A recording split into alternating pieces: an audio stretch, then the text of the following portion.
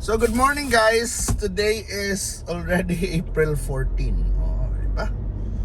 So, tomorrow is the deadline dahil sa mga taxes nato. Sa ITR ba?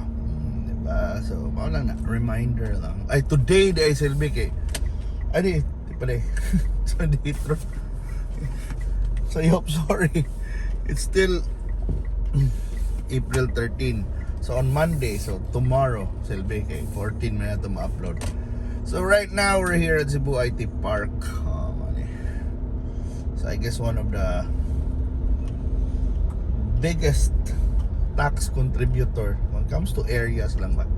There is a Cebu, one of the biggest tax contributors per square meter probably would be Cebu IT Park. Muna. And where are our taxes going? And where do our taxes go? So supposedly sa gobyerno, and they're gonna give it back to us through infrastructures, to mga social projects. So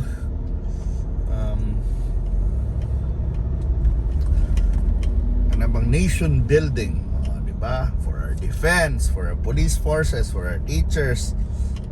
So that's where our taxes go. Pero we complain about corruption, we complain about inefficiencies in the government, and of course sometimes abuse of power by the quote-unquote powerful. But come to think of it, kita may boss. We're supposed to be the boss of the powerful. Pero yan na. So far naman, yeah, I think of course corruption di na mawala, pero dili sila kuan ba. We rarely hear mga people who gets really convicted on corruption, like in in Vietnam recently. There's a woman was sentenced to death because grabe yung kuan, scandal and corruption ang iyang yung and it's gonna break the biggest corruption investigation, because Vietnam is like communist. This woman is like a businesswoman, like she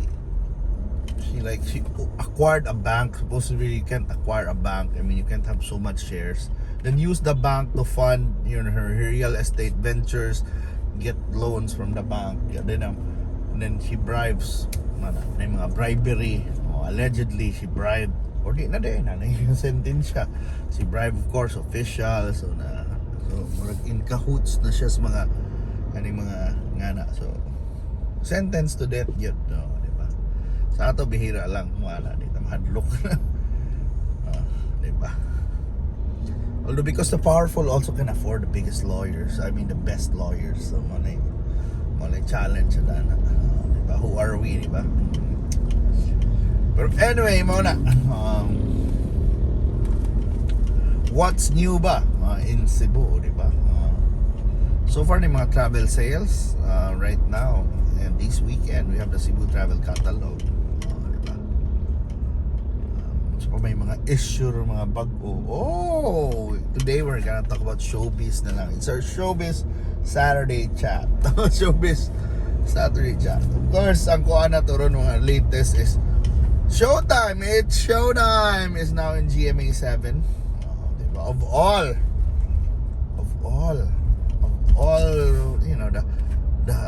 the weirdest plot twists in Filipino television history. Showtime in GMA 7. Imagine Showtime in GMA 7. Mga solid kapamilya. So, if someone nag-time travel ba, when you came from, let's say, 2010, 2012 or 10 years ago, 2014, you'll be surprised who you would see on Channel 7. You'll be surprised. You'll be surprised. Showtime is there. Can you imagine Kim Chu in Channel 7, diba? In Vice Ganda in Channel 7. Very interesting, by the way. That's really quite an amazing development. It's a big coup. Big coup, diba? di ba? It's akuan lang. You know, it's so funny naman. Pag sometimes you end up, or pag you're like, you have an opponent and then you end up being with them. Diba? Interesting. Grabe kay maneuvering, diba? So the biggest losers were the Jalosjos. I don't know what happened now to tape. Supposedly it was their cash cow, and they rocked the boat, and then their cash cow is gone. Interesting, huh? The cash cow is gone. Money. Because diba na-issue tong Eat Bulaga, and then supposedly nag-away pa sila who owns Eat Bulaga, because it all started when they tried to rock the boat, diba? Pag TVJ na guna for over 40 years. It's like Eat Bulaga is just a little bit younger than me, and then diba, I mean, I'm pretty sure TVJ was profitable, very profitable. I mean, Eat Bulaga somehow, but with the sponsors, I think it is one. I think they've been receiving, I mean, the Jalosjos, kung dividends na istoryan, probably receiving millions and millions every year. But sometimes I guess sometimes mahunghungan tag we get some bright ideas in our heads to rock the boat, to get out of our comfort zone and try to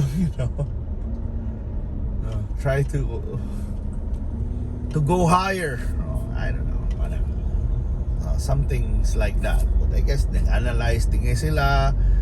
Eat Bulaga, I mean, TVJ is aging and something like that. They need, they wanna put themselves, di ba sila pa, I guess the next generation of the Jalosjos are dili sila as maro as maayo kang ilang paparoni Romeo Jalosjos. So I guess sometimes you take risks. But we take risks in business, and then mura na gamble. It's a gamble, and they lost. I think they still, I mean, they might have a lot of properties and a lot of money in other businesses, pero it's still a loss. Is still a loss. It hurts your pride, your ego, and somehow the monetary loss is not dili lalim, dili sayon, diba? It's not as simple as you think, diba? So they were like the biggest loser, and also lang na to kahit papano, because of the maneuvering, ang nagubag yun ani is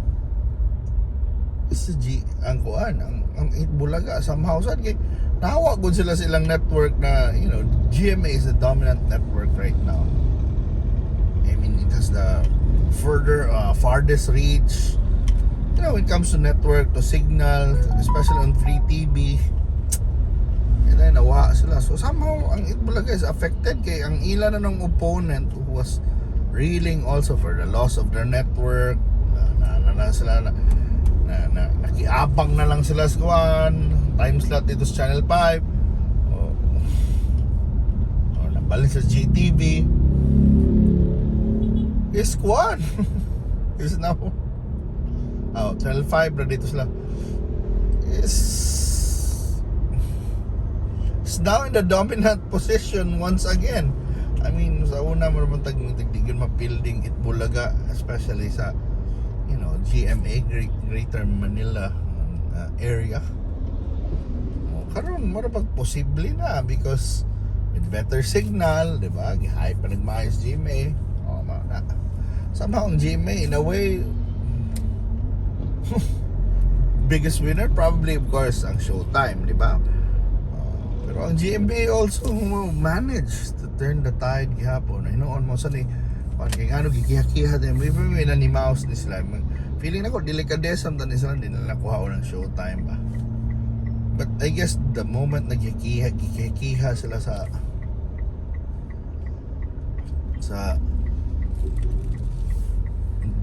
nilang bossing sa TVJ, di ba? Sa Eat Bulaga, i-appeal sa itong Eat Bulaga na kuan ba? Na lawsuit. And then I guess kuan na. Magwa na delikadisahay ni. Ana, maotinin ni tabo, di ba? Of course. Kabal, ang lagot sa tingin ka, ambungon ka ba? Pilon ka. Pilon ka, di ba? Di ba? In a way, they were really, their hands were tied. Di ba? Ang GMA, kumuton na, but their hands were tied. I mean, ang ilang kasabot is tape. Di ba? Ang ilang black timer is tape. Not TVJ. Di ba? Not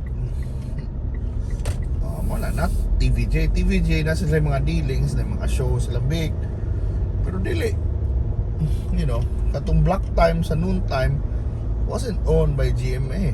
I mean by the TVJ group, di ba? So somehow GMA was able to somehow, you know, find something good out of this one. I mean, they still make money.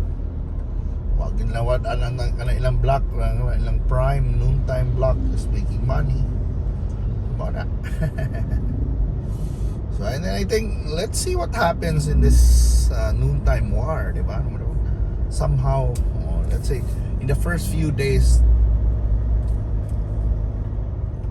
it's Showtime got that, they have the advantage, but we don't know in the next few days na sad. I mean, di ba, balance out na, di ba, when when everything's factored in.